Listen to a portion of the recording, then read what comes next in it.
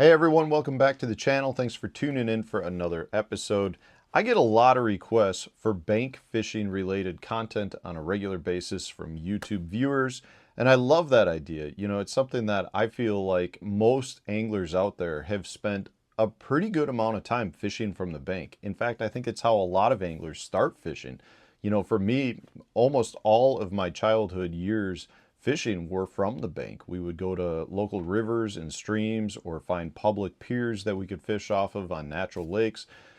Just spent most of my time learning from fishing from bank related areas. Then I go off to college to the University of Wisconsin Stevens Point, which is built all around public waterways. There's a ton of bank related areas to fish for lots of different species: muskie, walleye, crappie, bass. We did catfish.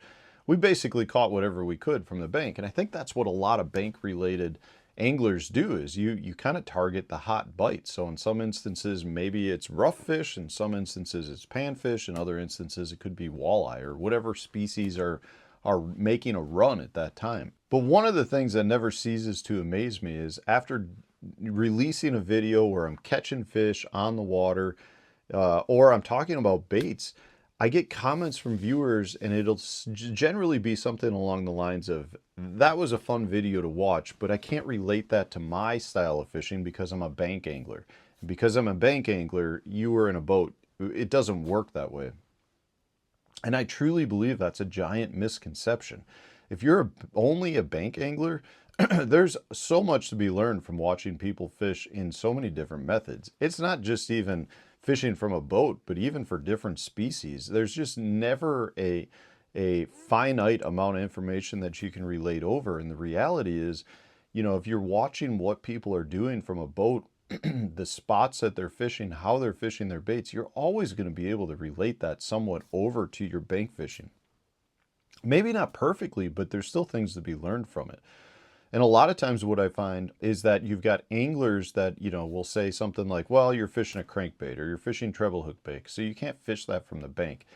You absolutely can. It just really depends on the type of area that you're fishing. Obviously, if you're fishing around tons and tons of shoreline debris, throwing a crankbait that's banging off the bottom may not be the right choice at that point. So if you watched me do a video where I was catching them by banging a crankbait off the bottom, yeah, maybe you don't relate that over, but when you do go to a spot that is open enough to throw a crankbait, now you can know how to bang the bait off the bottom. And in fact, in a lot of instances, I actually feel like you're in a better position fishing from the bank because you're fishing your bait uphill, meaning you're casting from deep, bringing your bait to shallow. That's a much more natural presentation, in my opinion, than actually working from shallow to deep. So, having said that, you know, obviously there are baits that I think work better from shore. And some of those baits still work from a boat very well at the same time. But if I'm looking to have a handful of baits to bank fish, I think you've got some of these here that will probably allow you to work from the bank very well. One of the baits is a wacky rig. So a weedless wacky rig specifically. I think a weedless wacky rig is something that allows you to fish very, very slow, very thoroughly, and you can fish through whatever cover it is that you're fishing. More times than not, a weedless wacky rig will be one of those baits that I always choose to bring with me when I'm bank fishing, just because of the versatility of it. Now, along those same lines, I always like to have a topwater bait. You know, a topwater bait is a really good bait to use from the bank because you're not generally going to get stuck unless you put it in an overhanging tree, or you've maybe got some objects sticking out of the water that you could get hung on. Yes, a topwater bait can still get hung, but generally speaking, it can, you know, be fished very thoroughly. So from that standpoint, I really like to have a topwater bait, and generally speaking, I like to have one that I can cast a long distance.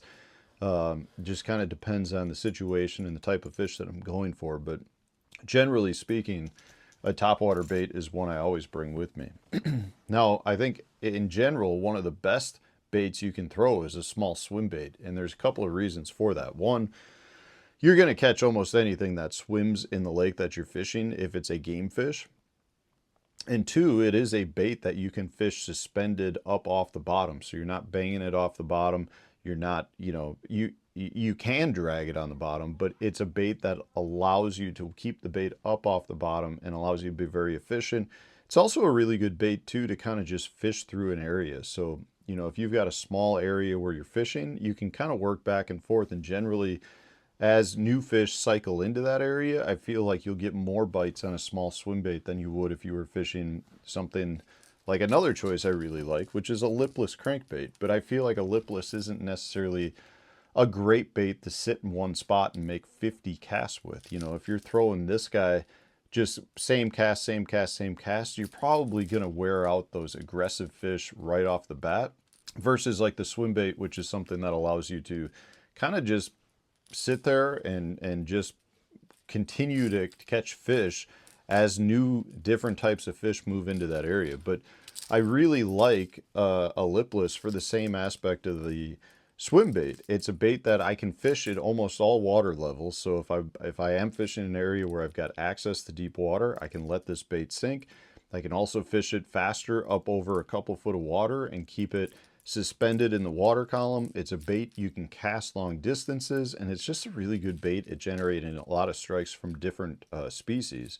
So I really do like to have those. If you're an angler that likes to fish below dams, a lot of your dams, you've just got fast current, you've got a lot of rock, a lot of riffles, a lot of various types of really strong current. A lipless is one of the best baits that'll run true in those conditions, generate a lot of strikes, and just works very well in your dam areas. And then last but not least, another one that I really like is just a typical jig. I think a jig is a great bait, again, that allows you to soak it in the water column, allows you to drag really slow on the bottom. If you do have some bottom debris that you could get snagged on, a jig will come through that almost as good as anything else. And from that standpoint, it just allows you to really fish thoroughly in the limited areas that you have to fish. I mean, those are 5 baits that work great. But having said that, there are so many other baits, and it's very, very dependent on what you're fishing. If you're fishing riprap, the riprap gives you different opportunities than if you're fishing a riverbank that's got fallen trees everywhere. Maybe you're on a natural lake where you've got piers that go out into grass beds, or even outside of the weed lines. There's a lot of variation there, and I think more than not, it really comes down to the angler in choosing the baits that will work the best for the areas that they're accessing from the shore.